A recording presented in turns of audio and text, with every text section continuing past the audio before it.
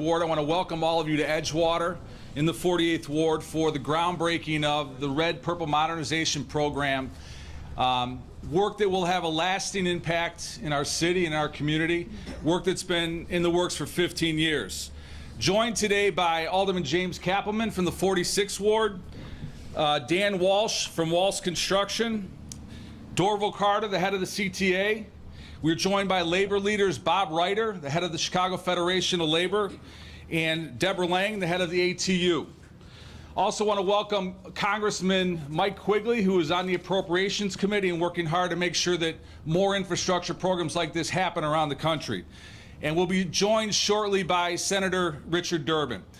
I want to welcome all of you to a project that's going to have a lasting impact in our community. And in digging through some of my old notes, I found a program on neighborhood charrettes we did from 2007, over 15 years ago, or close to 15 years ago.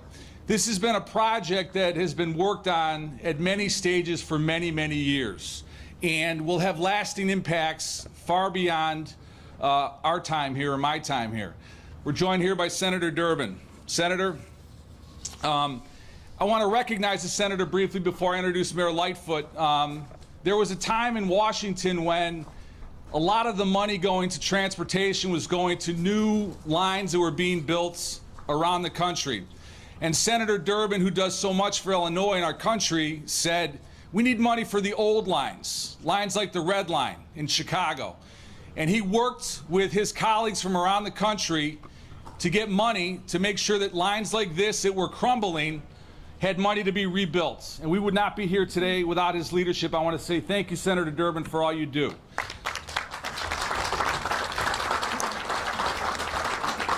It's critical for all of us to understand that the Red Line connects the north side to the south side. It is a unifier. There are students from the south side who are in high school who take the Red Line to go to Senn High School up the street from us, or go to Loyola University or Truman College. There's people from our community that go to work every day downtown, or they want to visit communities on the south side, see a Sox game, or in the future go to the Obama Center. It is a great unifier for us. This work being done today is going to help unify us as we work to extend the Red Line south and do other projects that lift up our city. Mayor Lori Lightfoot understands that progress has to spread to every corner of the neighborhood.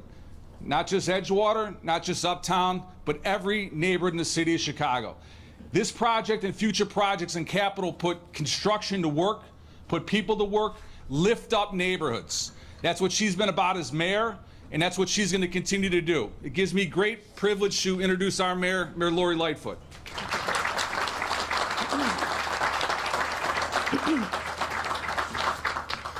Thank you, Alderman Osterman. And really, the Alderman, I think, really said it best. Transportation is an equalizer. Giving people access to the ability to come from one neighbor to another for work, for play, leisure, is critically important in our city. And I also just want to compliment President Carter. President Carter, not a flashy guy, doesn't seek out the limelight, but he gets it done. And why I particularly like Dorval is, unlike other systems across the country that shut down, that reduced services, that didn't take care of their workers, we didn't do that here in Chicago because of President Carter's leadership. This is the only major transportation system in the country that kept running all through the pandemic. Why?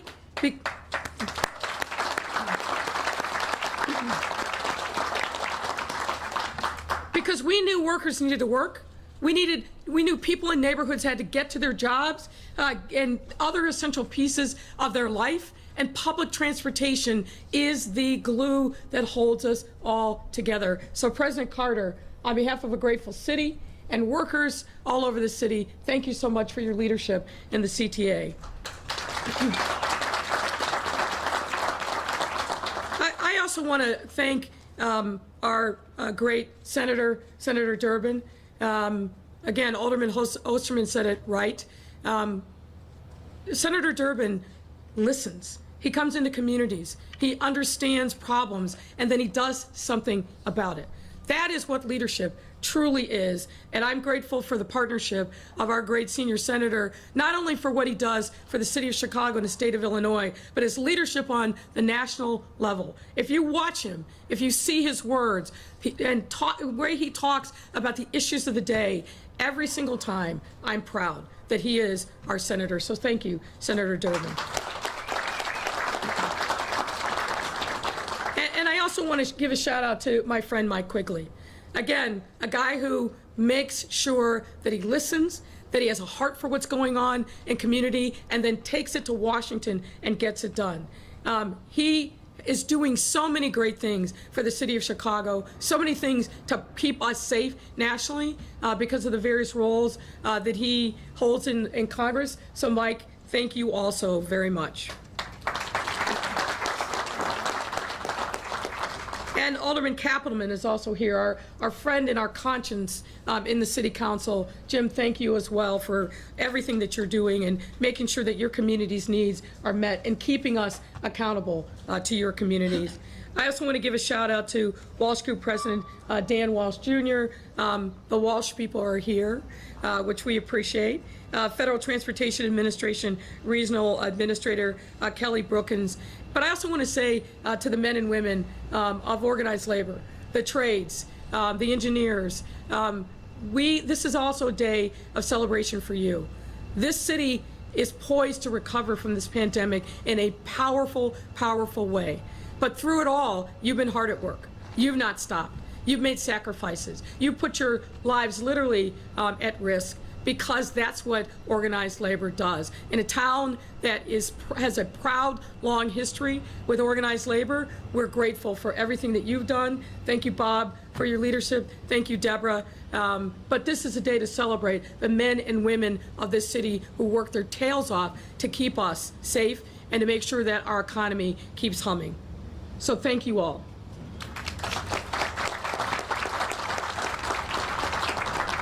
In a world-class city, we have to have a world-class transportation system, one that connects neighborhoods and removes barriers to access by getting residents and visitors where they need to go on time in a way that is simple and affordable. And for decades, the CTA has provided that world-class system for this world-class city that has worked day in and day out to ensure the system not only functions properly, but goes above and beyond as it connects each of our 77 neighborhoods through buses and trains. Chicago has never been a city that settles for good enough, and we will not now, especially during the pandemic that is demanding that we harness the power of transformative infrastructure projects to bring about an inclusive, equitable, and sustainable recovery.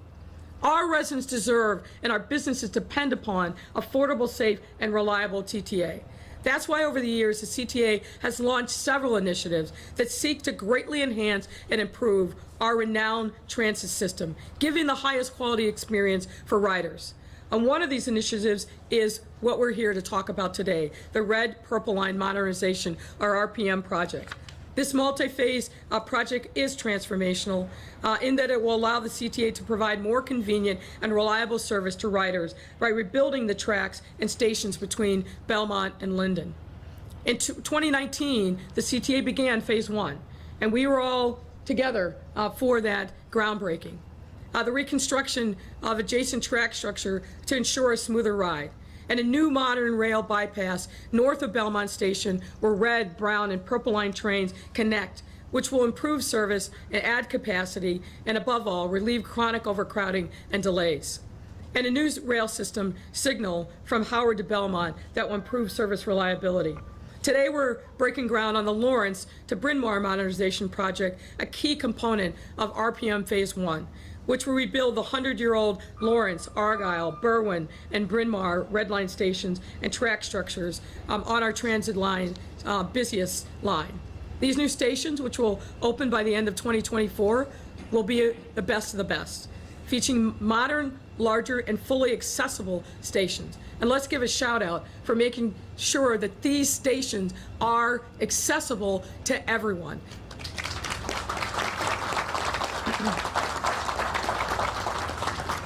The first phase leverages an impressive $2.1 billion alone And again, thanks to our federal partners who made sure that the resources were there to make this happen. And it's also the result of hundreds of community meetings, as Alderman Osterman said, sidewalk pop-ups, posters, banners, and other outreach efforts stretching back years. Features a workforce development program led by the CTA in partnership with Hire 360 and the Chicago Cook Workforce Partnership, which will create a pipeline for talent for the transit industry by connecting disadvantaged workers with trade unions and real job opportunities. So thank you to the CFL for your leadership and your partnership on this work. Furthermore, because the RPM project is driven by our city's North Stars of equity and inclusion, it has already begun to create economic growth for our communities that need it most. Each year, it creates hundreds of good-paying construction jobs, as well as provide new opportunities for job seekers, especially those from low-income and disadvantaged neighborhoods via training and apprenticeships. I could go on, but the bottom line here is this is a classic example of when we invest, when we come together, we can get things done for the benefit of many, and that's exactly what this project does. So I want to thank all of our partners at the federal level, and the city level, at the state level, but also our partners in organized labor, because the work that's been done to date and will continue to be done is going to make a difference for generations to come. So this is a proud and exciting day for all of us, and I am grateful for the partnership of so many for so many years that has brought this day, made this day possible. And with that, I'd like to introduce our senior senator, Senator Dick Durbin.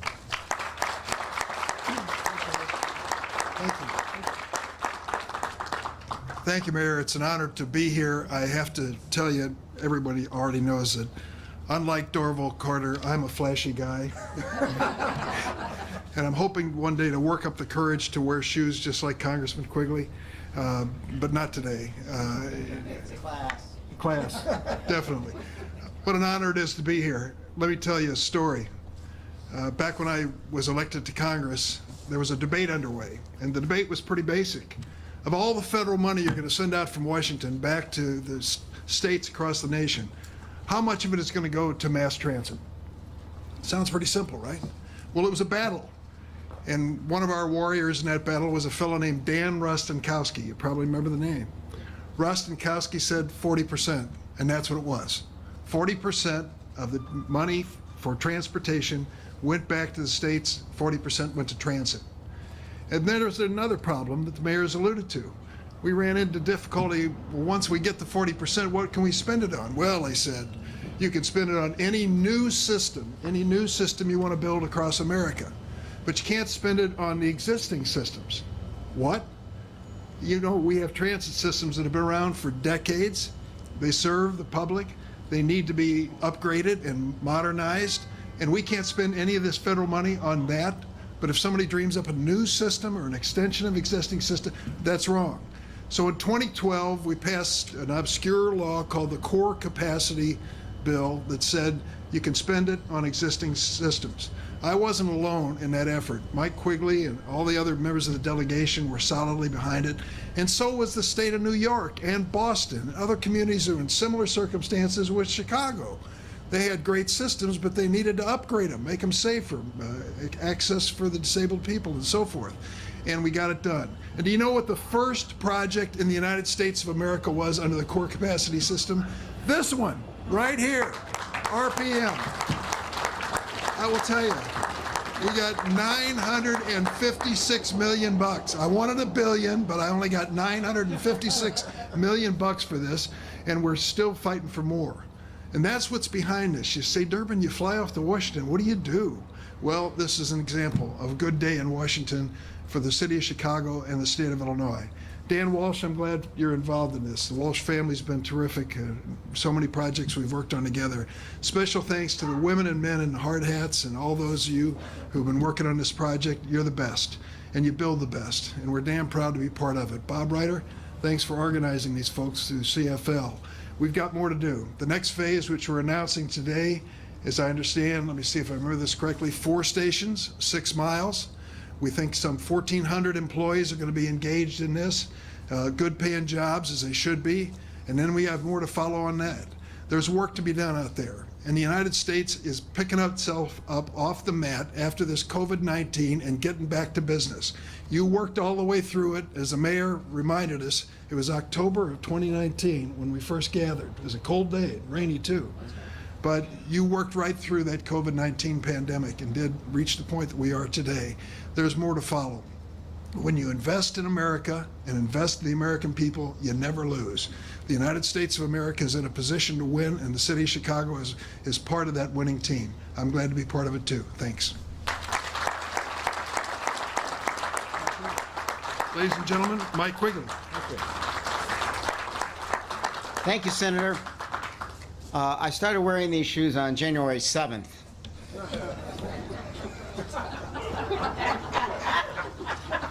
You want to be able to move quickly these days, folks. A couple things first. Illinois sometimes, I think, fails to appreciate just how important it is to have a senior senator with the extraordinary influence, respect, and power in Washington, D.C., as Illinois does with Senator Durbin. Thank you, Senator. And I'll say this, I've been here 13 years now. Senator Durbin's been in Congress a lot longer than me.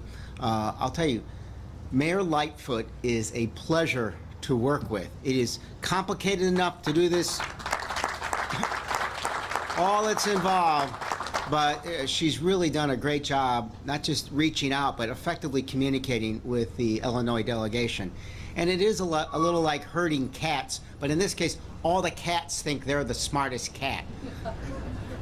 She moves past that. You know, I heard something interesting when we talked about infrastructure the other day.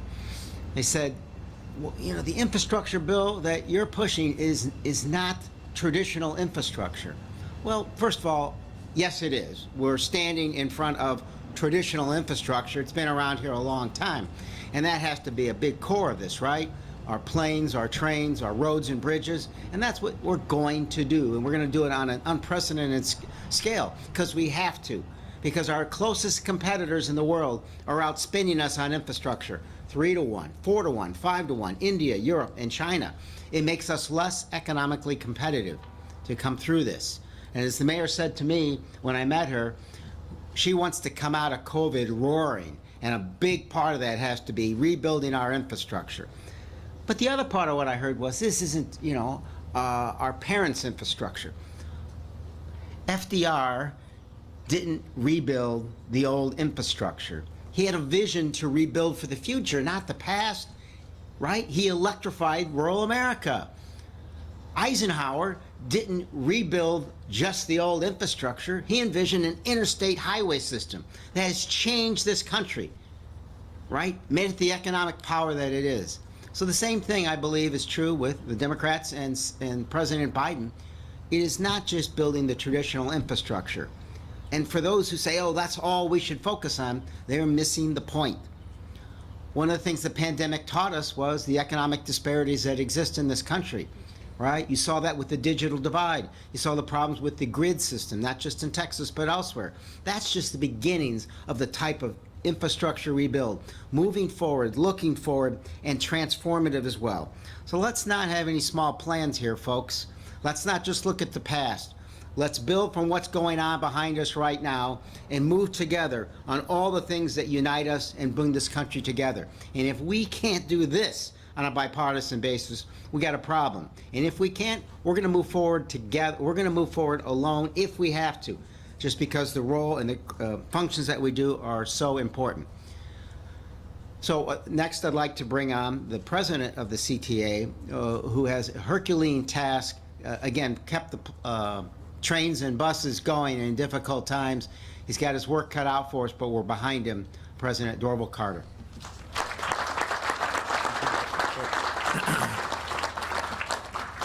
Thank you, everyone. And you know, as I listen to the speakers come up before me, I am truly reminded of a phrase that I'm very familiar with, which is, it takes a village.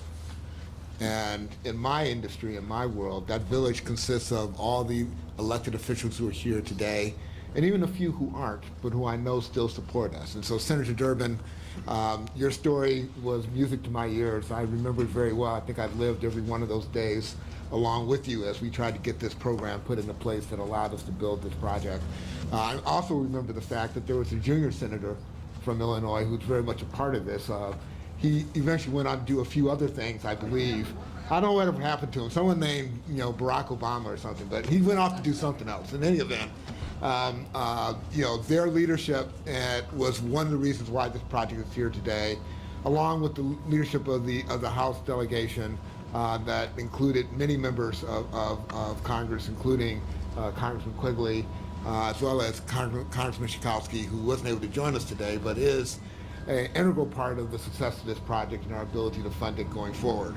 And of course, none of this would have happened without the ability to put in place a TIF that allowed us to basically fund the non-federal portion of this. And to that, I thank the aldermen who are here today, both Alderman Kappelman, Alderman Osterman, Alderman Tunney, who isn't with us today, but who certainly is a part of this footprint of this project, all of whom, if we had not all worked together, would not be here today to enjoy this moment.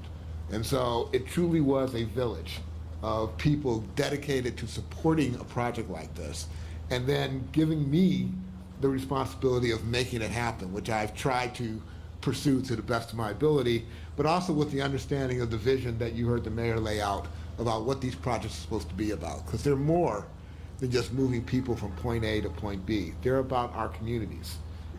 They're intended to impact our communities in a positive way. And we've done that a number of different ways with the work that we've done here today. One of the biggest things that we've done, which the mayor actually mentioned earlier, was setting a goal that all of the stations in CTA system will be 100% accessible. This is a big step towards achieving that goal. And as the mayor pointed out, with the completion of this work, we will have 4 more stations that are accessible that were not accessible before. Currently, CTA has 70% of this system accessible, so 70% of our rail system. I've established a goal that we're going to get to 100%, and I'm committed to working with my local partners as well as my federal partners to get the funding to allow me to do that. And Senator Duckworth, thank you. Senator Duckworth, who isn't able to join us today and who is obviously a very strong advocate and proponent of what I'm trying to do, is working very hard to put in place the programs that ultimately will provide the level of funding support to allow me to reach that goal sooner rather than later, which is important to all of us. I think the other thing that we really focused on here was our workforce program. And as the mayor pointed out, we have taken the opportunity of using this project to create a workforce program that is helping to train and employ people who face significant obstacles to training and employment in zip codes where the median income is below $40,000 a year. In addition to that, part of the labor hours on this project are dedicated to apprenticeships, so hardworking individuals can gain the skills that they need to move on to other construction projects, preparing them for long-term careers. And I have some examples of that effort here with us today. One of whom is Erica Ramos. Erica? Erica is a great example of what we've done. Erica used to ride the Red Line to work every day and admire the opportunity that transit provided to her. And now she's in a position today to be a part of that future, as Erica is now a second-year carpenter apprentice from the Little Village area who is working on a component of the RPM, which is constructing the red-purple bypass that's north of Belmont. Erica decided to change careers a few years ago, became a certified employee under the Workforce Investment and Opportunity Act, or what we refer to as WIOA, making her eligible to perform work on this project.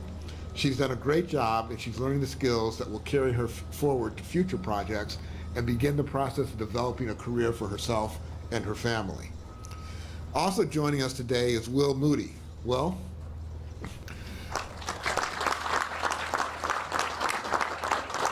Will is a longtime veteran of CTA projects, and over the course of his 29 years, he has worked on a number of projects, including RPM, Wilson, Garfield Green, and Jefferson Park.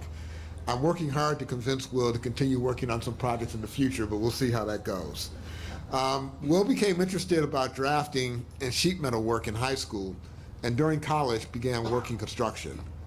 He found that he loved it so much that he continued working in the trades, and he has made a living and a career out of his work. It's workers like Erica and Will who are literally building the CTA of the future and building long-term sustainable careers as a part of that. We're also about creating opportunities for small businesses to bid on CTA contract work, which helps small businesses create jobs and flourish. And I'm proud to report, with really just a third of the project completed, that we have already given more than $180 million to disadvantaged business enterprise, with more work and dollars to come in the future.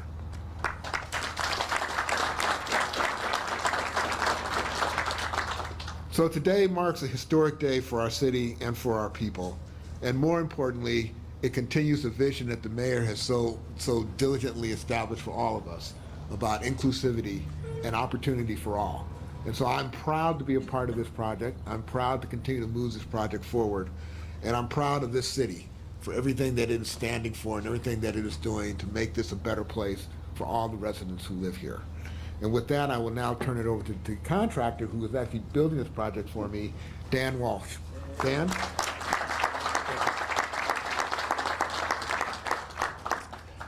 Thank you. Yeah, my name is Dan Walsh Jr. I'm a co-president of Walsh Construction, representing the contractor, which is Walsh Construction, and our partner, Fluor Construction. And we're here to just do what we're told to do, I guess is a good way to say it. We're generally pretty good at that, but first and foremost, thank all our friends in government for providing the funding that allows things like this to be built. So thank you to all of you. Walsh has a long history with the CTA. Successful history, and hopefully this is another successful project on our resume. Walsh has taken this job very seriously. We went out and found Fluor, who is an international builder of transit systems like this, and maybe one of the better ones in the entire world. So we partnered with them, came in with a successful design and bid, and when this is all said and done, this will probably look like nothing you've ever seen before on the existing CTA system. So prepare yourselves for that. It's a very different product than you're used to seeing. So along the trail, we just hope to be good partners, not only with our friends in government and with the CTA, but also with the neighbors in the neighborhoods that we're working. Admittedly, I live not too far from here, a couple miles southwest. My sister Amy actually lives just northwest up at Misericordia Home. Some of you know that. So we again just hope to be very good neighbors, and on behalf of all the men and women who are working to design and build this, thank you for everything you said about them. COVID hasn't been easy, but I will promise you they were all here every day over the last 14, 16 months doing what they need to do. And in a strange way, it did create some opportunities on this project to pick up some schedules. So again, very excited about the project. Very excited about our partnership with the CTA. The collaboration going on between the two teams is so far going very well. Thank you.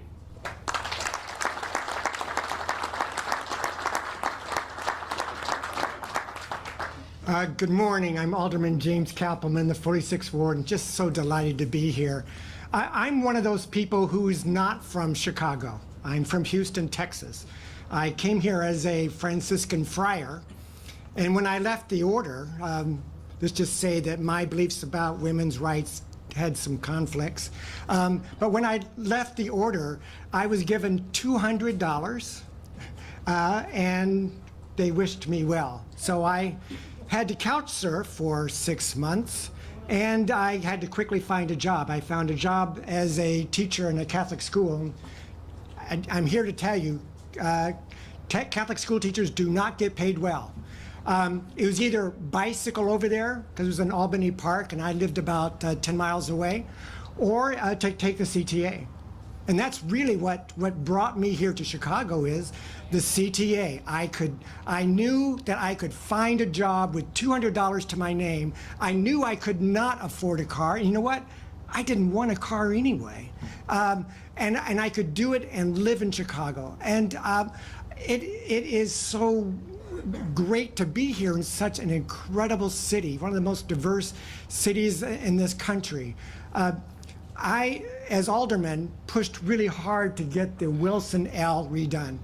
And that was a $203 million project. I think 9 years in the making. And I'm here to say that it completely transformed that community. It was incredible. The thing that excited me the most, and I still remember it, getting off at the Wilson L, and a person in front of me was in a wheelchair and was able to get off and able to use the Wilson L stop.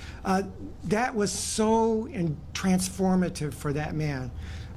There are so many people who rely on wheelchairs to get around. And with medical science, we're going to find more and more people across this country who are going to be living independently who rely on wheelchairs. And so that is one of the great equalizers, as Mayor Lightfoot has said, not only for our black and brown communities, but for those people with differing abilities. They deserve the right to live full and productive lives and to be able to get around anywhere that they need to go to. And the CTA is helping them do that. So I ask for your patience. It's going to require a lot of patience. But I'm here to say, because I know it's true from the Wilson L, it's all worth it. Thank you so much.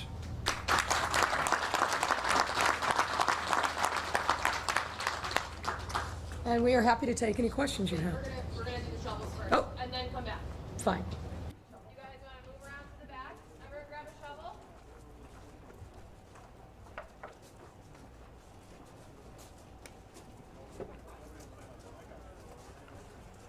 Okay,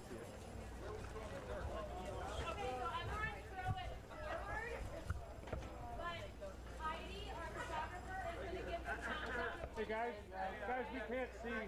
Hello? Sorry. Yeah, not too far. Not too far.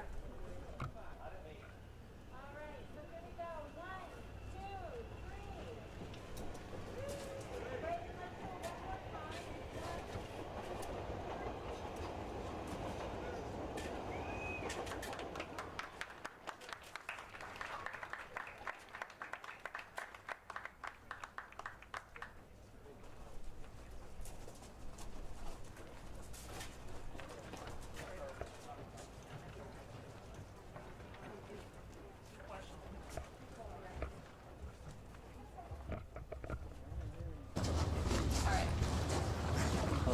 All right, now we're happy to take your questions. Sorry about that. Thank you, Mayor. I'm going to jump off topic right away if we could with the developments out of Springfield yesterday with the elected school board.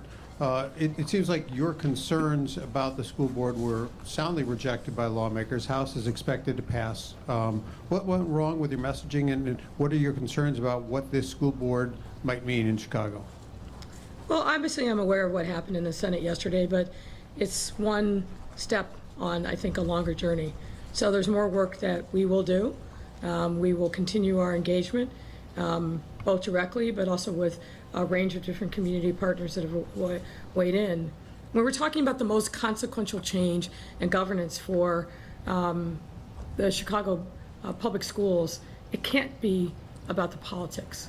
It's got to be about the people. And the people who matter most are our children. So we're going to keep making sure that that message gets through and resonates, and I'm confident that we'll get to a better place. But do you feel like your concerns were just completely ignored? Well, there were obviously a lot of different agendas that were at work that I think led to the bill that passed, but as I said, that's one step on a longer journey.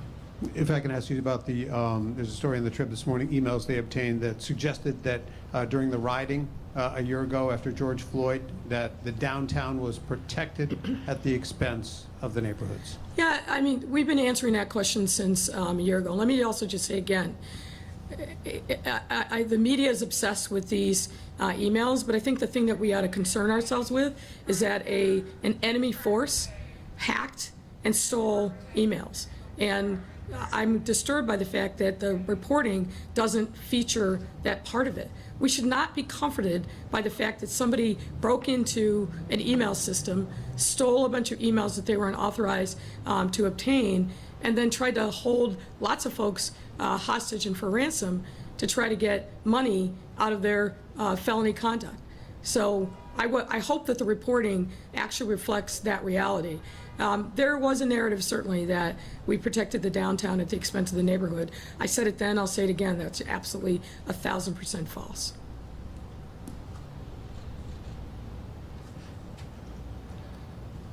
Hi, Mayor. Chicago police officer. Can you Evan- identify yourself, sir? Yeah, sorry. Joe Ward with Block Club Chicago. Okay. Officer Evan Solano is being investigated by COPA in the fatal shooting of Anthony Alvarez in March.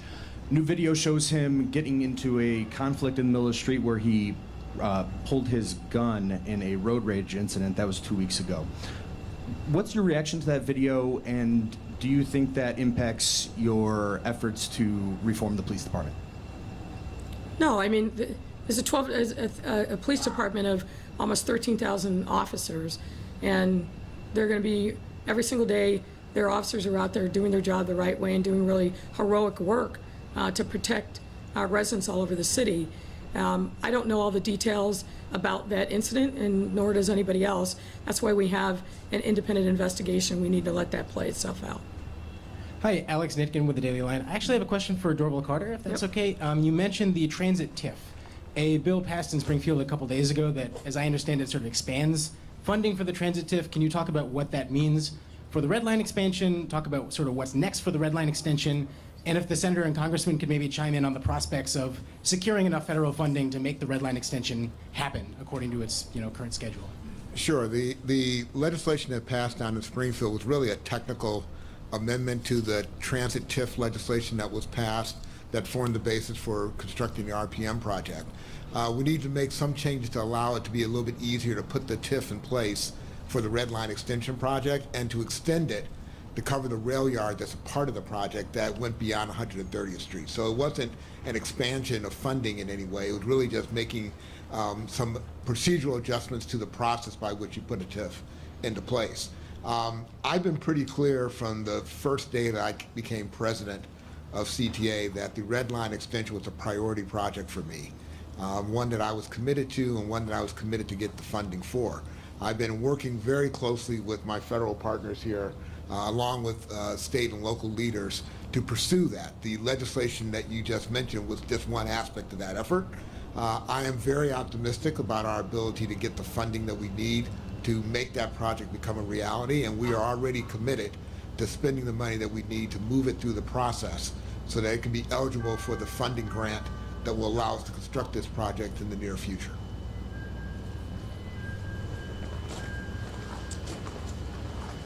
Job of the delegation is to bring federal dollars home. This is an example. There'll be more in the future. Our chance of success depends on what the total amount is spent on infrastructure. That debate is underway. You hear about it every single day. The other party has a different view than we do. I support President Joe Biden. Joe Biden wants to invest in America with good-paying jobs and build an infrastructure to rebuild our economy. Many of my other colleagues want to spend much less. They think America ought to be satisfied with a second-place finish. That isn't the way I feel, and I don't think the president feels that way either. Look, I'm a chairman on a PROPS. We're called Cardinals for some bizarre reason. I think coming out of the House, the picture looks fantastic because, we have a clear majority, narrow, but there's infrastructure, there's earmarks, which has a new name, but it's still the same thing. There's surface transportation earmarks, and then there's normal appropriations. Don't sleep on any of those things because they're all targeted to feed back into Chicago, as the critical work that Senator Durbin's done, drawing resources back, will attest to. So, it is just a question of, I know the president wants to do this on a bipartisan basis. I think that's great. What troubles me is there are those on the other side of the aisle that criticize all this, but there are events just like this, for some unknown reason, talking about what a great thing it is. In the final analysis, if you don't support this stuff, I don't know why we have a hell of a lot of projects in those districts. You want to renounce them, you don't want to do them, fine. But I think the prospects are great. If we have to go this along, it's just too important not to. And if I can, for the mayor, if you could just address Alderman King's comments from yesterday saying that your administration might have overstepped its legal authority by revoking a redevelopment. Let me first pick up on the last point. I think the other point that's important is we have a transportation secretary who's a former mayor. And Pete Buttigieg is one of the smartest people I know. I know he cares deeply about Chicago. We've talked about the needs that are here. And so I feel very, very confident that the circumstances are now right to get the funding that's going to be necessary to make the Red Line extension south past 95th Street actually a reality. You know, Alderman King is an interesting person. Here's what I know. Mercy Hospital is in dire circumstances. And one thing that we know coming out of the pandemic that is crucial, that our safety net hospitals are supported, that they remain open, that they provide services to people in communities that are most in need. Letting Mercy Hospital close, which is what the alderman wanted to do, to me, which is a fundamental mistake. And we disagree on that. Talked to a lot of people about this issue. And what I routinely heard from folks that I think are very knowledgeable, that if you let a hospital close, it doesn't reopen. All we have to do is look at what happened with Metro South. Several years in, lots of energy around getting that hospital reopened. Nothing's happened yet. I have a responsibility as mayor to do the thing that I believe is in the best interest of the people of this city and keeping Mercy Hospital open. And particularly with the extra benefits that we got out of the purchaser insight. A commitment to put $50 million into the infrastructure of that hospital. Putting community members on the board, and a level of transparency that we don't typically see from hospitals with quarterly reporting that's going to be available to the public and more. I think that we did the right thing under difficult circumstances, but keeping that hospital open was a key priority for me. Make no apologies about it. Hi, Mayor. Mariah Wolfel from WBEZ. On the school closings bill, what do you think of the moratorium included in the school closing in the bill, moratorium on school closings? And also, do you think that the elected school board bill being in place will have an impact on the district's ability to recruit a new CEO? I don't think it will impact because it's not real yet. We'll see what the actual final bill looks like. It could have an impact. It could have a negative impact if a CEO doesn't believe that he or she is actually going to have the ability to make a meaningful difference in the quality of education and the lives of our children. We've made that argument over and over again. So I think that's something that clearly fell on way too many deaf ears, but we're not going to stop speaking the truth about what we need to focus on. Regarding the school moratorium, what we said is it's a mistake that we would foreclose parents' ability to come together with a plan and offer up consolidation or some other reshaping of schools. For example, there's a group of parents in North Lawndale that have been trying for years to consolidate 3 schools, get one school that is a STEM program. The language that is in that bill right now would cut that off at the pass and not allow it to happen. That's a mistake. And we made that argument, but as I said, fell on deaf ears in the Senate. But there's a lot more work that's going to be done before this any kind of bill becomes law. And so we're going to keep our fight where it should be, which is making sure that our children are heard, that their educational futures are secured, and that parents have a seat at the table. And why that is so hard for people to understand, why that a sense of urgency around those core values is something that some folks in Springfield don't get, I don't know. But there has to be accountability for ignoring the people. And it's interesting that this is supposed to be about democracy, but what happened in Springfield had nothing to do with democracy. But democracy, mark my word, will prevail. Hi, Mayor. Heather Heather. Sharon, WTTW. One on topic and one off topic. Sure. The closure of these CTA stations will no doubt hurt nearby businesses that rely on foot traffic. What is the city doing to ensure that they make it through the next several years, even after coming out of the pandemic? Well, obviously, what we need to do is make sure that we're in communication with them and coordinating, and I think both the local aldermen and the CTA and the design build team have to be in communication with the local businesses so we can help support them, make sure that people know that they're open, get the signage out there, but I think there's a lot that we can do. I don't know, President Carter, if you want to add to that. I think as the mayor said, you know, a big part of it is working closely with the business owners in the community to make sure that we get the message out that those businesses are still open. CTA has actually set up a marketing campaign that is focused on the community businesses and making sure that the information about what they're doing and making sure the communities are able to support those businesses in spite of the construction work is continuing. We meet regularly with the business community to discuss more ways that we can promote and support them during this time. So it has been an ongoing partnership with them that will continue throughout this project.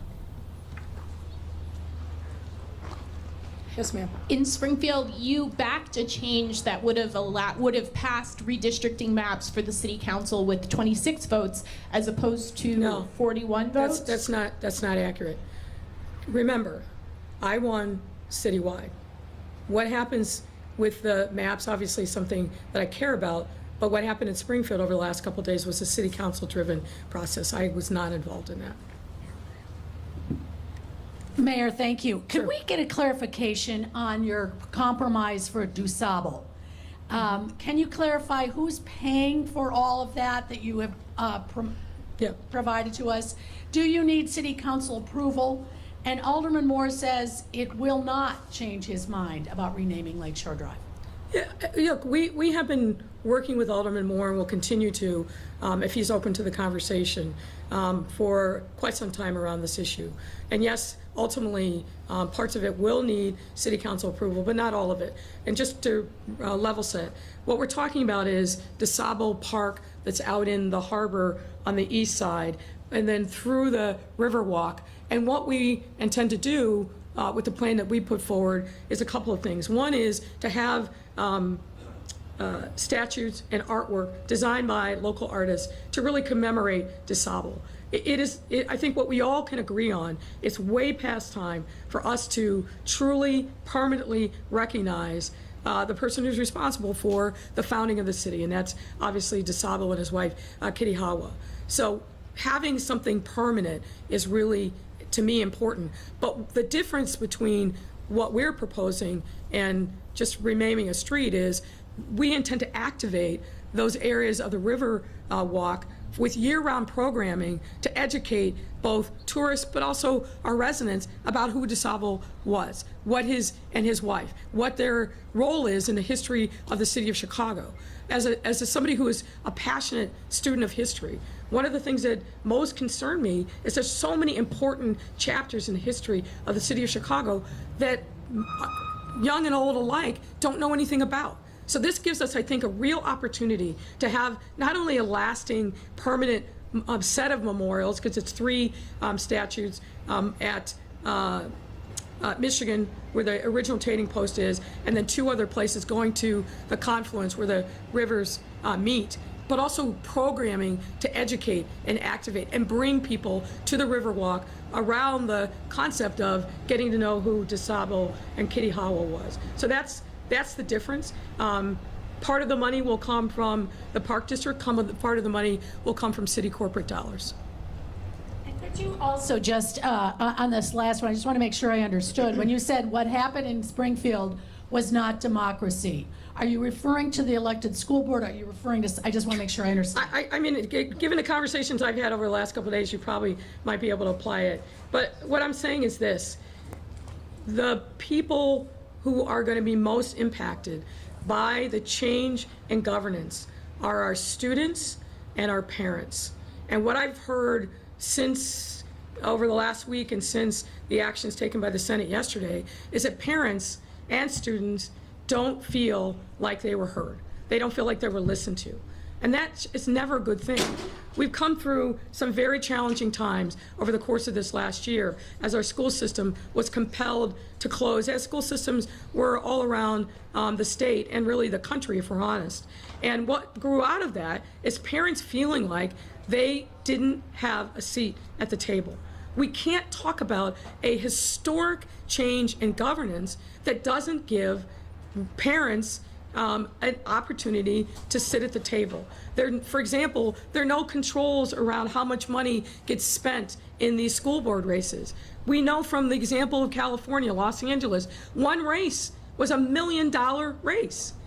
We don't need that here in Chicago. What is the route for actual parents who have skin in the game, of course, because their students are part of the system, but who are members of the LSCs? We proposed a route to make sure that people who were part of LSCs actually had the qualifications to sit on the school board. All of that rejected. So we have to get back to the table in a concerted effort to listen to each other. We're not always going to agree on every point, but it's critically important that there is a negotiated resolution that puts our children and our parents first. And I do not believe what came out of the Senate the other day does any of those things. We can get there, and I'm going to keep fighting, as will others, to get a negotiated resolution that reflects the realities and the necessities of CPS. But we've got a lot of work to do.